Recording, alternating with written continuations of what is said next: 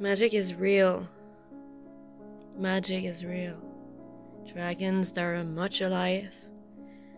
They are just in another dimension. They're just in another dimension, which is way above the third one, which is why we can't see them. Dragons are living, breathing creatures. Their souls can be sort of attached to objects or nature itself, and they can manifest through these objects, elements, or even technology sometimes.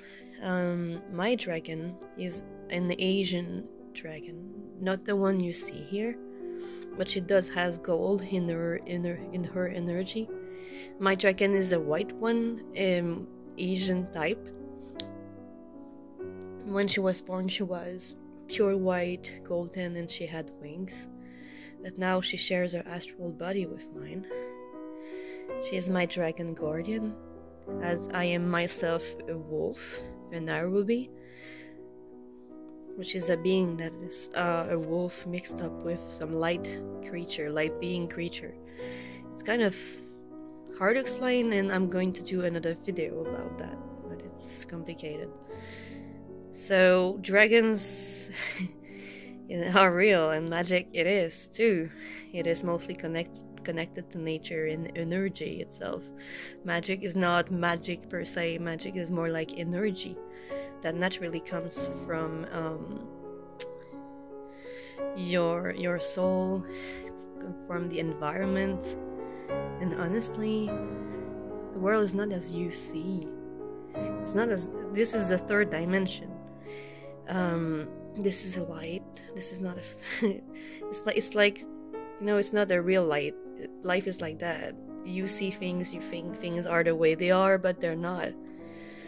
So you see here is a statue, right? A 3D handmade statue of a dragon. Look at its eyes and tell me this shit is not real. I know it's a physical object. I know it's not breathing or anything, but the soul that inhabits this thing, it's incredible. I can feel it. I bought this years ago, way before I was awakened from my dragon path. And I just brought stuff, like I kept buying wolf and dragon stuff, especially wolf stuff, but dragon also, and especially the Asian ones. All the dragons, most dragons that I have and own on my altar are actual Asian dragons. And I was like, why? Why Asian dragons? I always loved wyverns and, you know, European ones, but Asian, they always called to me for some reason, so... Anyway, my dragon is an Asian white one, and she comes from another dimension, which I cannot name. Same for her name, I cannot tell her name because these things make them vulnerable. The deal with dragons and names is not necessarily that they want to have the most names, and it doesn't give them power or anything. If it gives them anything, it's pride, but the good kind of pride. These names are they find it silly because humans only wear one name during their time of life, which is kind of silly to them because we all grow up, you know? Everybody, every creature, we grow up. And we change, and we go through obstacles and difficulties, and we become either a better version of ourselves or a worse one. And these phases for dragons are they have different names. So my dragon used to have a name, then she changed her name, and I was like, why did you do that? And she was like, why did you not change your name since last time we saw each other? Yes, I kinda did, but not. So I was like, this makes sense, because we grow up and we become different versions of ourselves. I'm not the same person I was back then, and she was not the same dragon that she is now.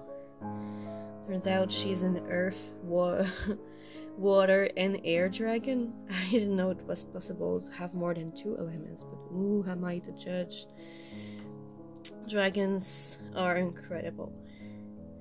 Not all dragons have good intentions, but most of them do. And so I was talking to my dragon about Asian dragons. Like, who are they? Why did they get noticed that much by Asian people?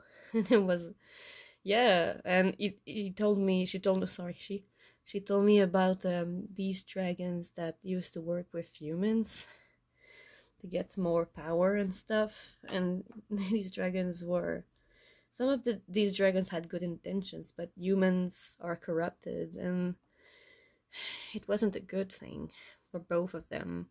And the dragon kind of turned evil in a way, or just like messed up things, and humans messed up things back, wanted revenge or whatever. It's like humans wanted to abuse the power of dragons, and dragons, most of them were good, but some of them, like any species, were not filled with good intentions and wanted more power. And these dragons get noticed more by humans' history, because, as you know, dragons are depicted as evil beings, which they are not, trust me. Most of them are pure intention, pure wisdom, pure and these dragons that abused authority before and just got noticed more. They got, like, dragons could not exile them all. It was dangerous for humans, both humans and dragons got killed. A lot of them got killed, and all of this, they made the council to decide that it was just not okay to be around humans anymore, because the relation they had, some of them had with the humans, were not beneficial. They were treated like animal pets, pests, devil beings, and power seekers, and it wasn't the case for most dragons. But you know what what happens? There's a few stupid ones who do shits, and it gets yeah, and all the rest are punished by these idiots, because these few idiots did shit. Same for, but the humans, they're naturally cruel and liars, and yeah, it was easier for the human because they own the realm. And anyway, the dragons made the dragon council to close the veil, the gate between the two, and only dragons can access our dimension. Only them can lower the vibrations of frequency. It's sometimes some of them have to do weird deeds to get into a third and communicate with us. My dragon used to have to scare me a little to get lower and stuff like that, but then she's okay now. Everything is stable. She doesn't have to do anything now because the gate is opened. We can communicate as well. I cannot say where she comes from, but she comes from a special place, and there's like a lots of gates that go to other worlds, other dimensions, and she has some specific schedule when she can come, and her family's actually very strict, especially her grandfather. She has a sister, which is a water dragon. It's like, they don't do children the way we do. They don't do dragons the way we do. They're more like, they're different beings. Like, I don't know how to say that. Dragon reproduce differently, but also very similar. It's still vague to me, but she asked me how humans reproduce, because it was weird for them. Like, they did not, my dragon did not understand why the baby came from the mother's, who came from the womb, and she was like, how do they do that sort of magic? They just open up a portal and the baby comes out of the vagina. And she was absolutely fascinated with that fact. It's like, humans do have the power and the magic. They do have that, but they use it for wrong. So it was mostly stolen or pushed away. And the dragons, clever as they are, they just use the fact that humans are lower beings and just jump into a higher frequency dimension. to avoid most human. I'm sorry, my English is not my first language. And they did that to avoid most humans into jumping into a higher dimension with lesser danger. You can manifest so much good things with dragons, but dragon magic is not made for everybody, and people can abuse it. But your dragon only shows up to you when it knows it can trust you 100%. And when they're present and the gate is open and you guys are connected, I really hate my voice, I'm a bit nervous. When the dragon is near, your magic is stronger, and if you're angry or anything, it can affect other beings. It can even cause trouble and bad karma to them. So it's really important to know that you must not let your emotions and subconscious unaware intentions to go toward people to harm them or anything. When you're angry, you project your anger on other people. You can curse somebody by accident. You can do stuff. When I was angry, when I was younger and my dragon was much active, I had these weird powers that she shared with me, and when I was angry I could like speak in the draconic language and started to make storms and stuff because I was mad. It was rather scary, and I think a few years ago I did that by accident. I was so mad, and I almost destructed my boyfriend's car by accident because I was so angry. The thunder hit a tree and the tree fell and just aside of the car of my boyfriend as a warning or something. So yes, you can use your dragon energy to do bad things. And I should not have said that, fuck. What I mean is, I should just, okay, this is important to know. You cannot use dragon magic without the consent, without being careful about it, because dragon magic is powerful and can have very, very bad consequences on people's life, yours as well. It can backfire. So if you use it, it can backfire. You can never use it with bad intentions because their magic costs a lot, and your karma, and you're gonna be bad lucked, and there's gonna be a lot of shit happening to you in your life if you do use if you do use magic of the dragons to do bad things. You will have consequences because the dragons will not let you do that. They are mostly pure beings, and the dragons would not want to get in trouble in their dimension with their elders and authority. I'm not even supposed to post that stuff.